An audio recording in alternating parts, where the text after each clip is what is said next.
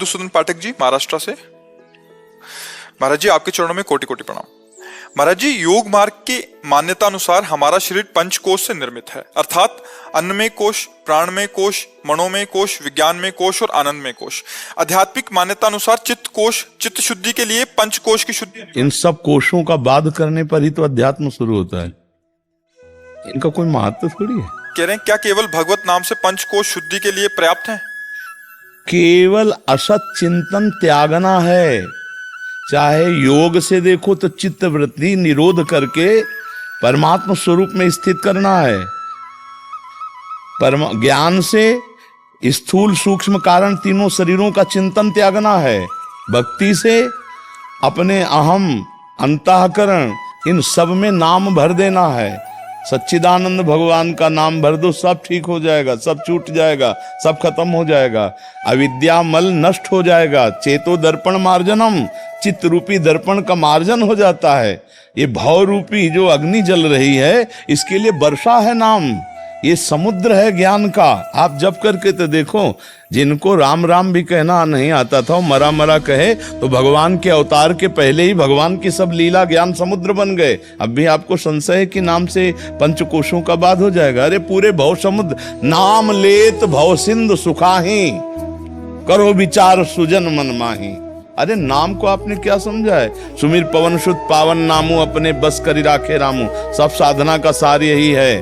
भगवान शिव से बड़ा कोई योगी नहीं है जो हर समय नाम जप करते रहते हैं और भगवान के चरित्र सुनते रहते हो। चरणामृत सर पर गंगा जी धारण किए हुए हैं। सनकादि से बढ़कर कोई योगी नहीं है जो हरिश शरणम प्रसिद्ध है, हर समय जपते रहे। नारद जी से बढ़कर कोई योगी नहीं, नारायण नारायण नारायण। कौन योगी की बात करोगे आप? इनसे बढ़कर और कौन योगी है? जो वही योगी है जो अपने चित्त को नाम में, रूप में, स्वरूप में, लीला में उसी के जोड़ा जाता है। हमारा स्वरूप भी भगवत स्वरूप है। ज्ञान मार्ग से हम चलते हैं तो हम आत्म स्वरूप में जब अपने स्थित हो जाते हैं तो हम मोक्ष को प्राप्त हो जाते हैं, अर्थात बंधन मुक्त हो जाते हैं, अर्थात हम परमात्मा स्वरूप हो जाते हैं, अर्थात ब्रह्मविद ब्रह्मवि भवति। तो भक्ति से क्या होता है? भक्ति से मैं का विस्मरण हो गया, परमात्मा चिंतन में तन्मय हो गया। ब्रह्म नहीं, माया नहीं, नहीं जीव नहीं काल, अपनी सुदिना रही एक रहो नंदलाल। और ज्ञान में क्या हुआ? सब कुछ विस्मरण करके एक आत्म स्वरूप में स्थित हो गया, खत्म हो गया खेल। भैया संसार का चिंतन त्यागना है, चाहे योग मार्ग से हो, चाहे सांख्य मार्ग से हो, चाहे भक्ति मार्ग से हो, चाहे कर्म योग से हो, किसी भी मार्ग से हो। तेषाम सतत युक्तानाम भजताम प्रीतिपूर्वकम ददामि बुद्धि योगम तम ये न माम उपयांति ते। भगवान जी क्या कह रहे हैं इसमें? जो सतत मेरा चिंतन करता है तो मैं उसकी बुद्धि में योग प्रदान कर देता हूँ। हमारी अभी बुद्धि जो है वो त्रिगुण की योग में है, ये त्रिगुणातीत भगवत योग में हो जाती, खत्म हो गया। मय्ये व मन आधत्सो मयि बुद्धिम निवेशय तो निवेश्यसि मय्ये व अतो ऊर्ध्वम न संशया। तो जब हम राधा राधा राधा राधा राधा राधा राधा कृष्ण कृष्ण राम कृष्ण हरि, तो संसार का चिंतन छूटा ना, बस बात बन गई। आप जपते चले जाओ, देखो कैसा ज्ञान प्राप्त होता है। कौन सा ज्ञान अधूरा है जो नाम जापक में पूरा नहीं होता? कौन सा कैसा ज्ञान है जो नाम जापक को नहीं होता? चाहे जिस मार्ग से आप आओ, आना तो वही है, घाट कोई, लेकिन स्नान तो उसी दरिया में करना है। चाहे आप ज्ञान घाट से आओ, चाहे आप योग घाट से आओ, चाहे आप भक्ति घाट से आओ। जिसे ज्ञानी ब्रह्म कहते हैं, योगी परमात्मा कहते हैं, भक्त भगवान कहते हैं, प्रेमी लाडिले लाल कहते हैं, वही तो है, दूसरा कोई है क्या? एक के सिवा कोई दूसरा है क्या? तो बस इन पंचकोशों का कोई महत्व थोड़ी, इनको तो बाध करना है। तो नाम जब करते हुए जब सब कुछ विस्मरण हो जाता है तो पंचकोशों का अभी तो स्वाद ही नहीं आया, ना नशा नहीं आया नाम। आज यही कलयुग का मलिन भाव है कि साधारण क्रियाओं में तो विश्वास हो जाएगा लेकिन नाम में विश्वास नहीं हो, इसलिए आध्यात्मिक उन्नति नहीं है। हर समय तुम नाम जप करो, वादा करते हैं कोई स्थिति बकाया रह जाए तो मुझे बताना, कुंडलनी जागृत हो जाएगी जो योग से जागृत होती, षट चक्रों का भेदन हो जाएगा, ब्रह्म बोध हो जाएगा, तत्वबोध, प्रेम की प्राप्ति हो जाएगी, सब कुछ हो जाएगा नाम जप के। तो देखो सन्यास मार्ग निराकार की उपासना है, लेकिन नारायण नारायण नारायण, ओम नमो नारायण, तो बोले नारायण नारायण नारायण। तुम भी नारायण ही हो, नारायण नारायण नारायण। जब क्या हो रहा है? नमो नारायण नमो नारायण। हे नारायण मैं आपको नमस्कार करता हूं। और फिर प्रणव जप, तो प्रणव क्या है? नारायण ही तो है, हरि ही तो प्रणव है, प्रणव ही हरि है। बिना जप के, बिना नाम जप के कहीं भी किसी भी मार्ग में उन्नति नहीं है। चाहे जो कर लो, स्थिति नाम जप से ही आएगी। अच्छा, आप अपने लोग क्या है कि पढ़ी लिखी और अनुभूति दोनों बातें कह रहे हैं कि बचपन से लेकर अभी तक हर बात को देखते चले आ रहे हैं। ऐसा नहीं है कि अपने लोग शास्त्रीय पद्धति से अनुष्ठान नहीं किए, साधना नहीं किए, नहीं, बचपन में ही नैष्ठिक ब्रह्मचर्य में गायत्री पुरस्चरण अनुष्ठान, 108 कुशा का मुट्ठा, यहाँ भी पवित्री, यहाँ भी पवित्री, मूंज की मेखला, ब्राह्मण कुल में जन्म हुआ था तो फिर गायत्री अनुष्ठान, फिर महावाक्य, फिर संन्यास।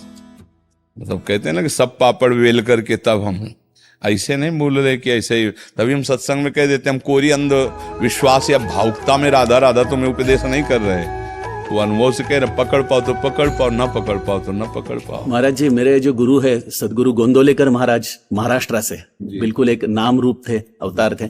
100 साल हो गए उन्होंने देह का त्याग किया। उनका एक वाक्य था, गुरु वचन था कि नाम में समस्त योगों की अंतर्भूतता है, नाम समस्त योगों को अंतर्भूत करता है। तो ये वाक्य हमें थोड़ा समझने में कठिनाई हो रही थी, इसलिए ये प्रश्न आपके सामने रखा कि नाम में योग कैसे आ जाता है। सब योग, हमारी बात समझो, पहले इतना विश्वास करो कि नाम रूप लीला धाम चारों सच्चिदानंदमय है। मानते हो ना?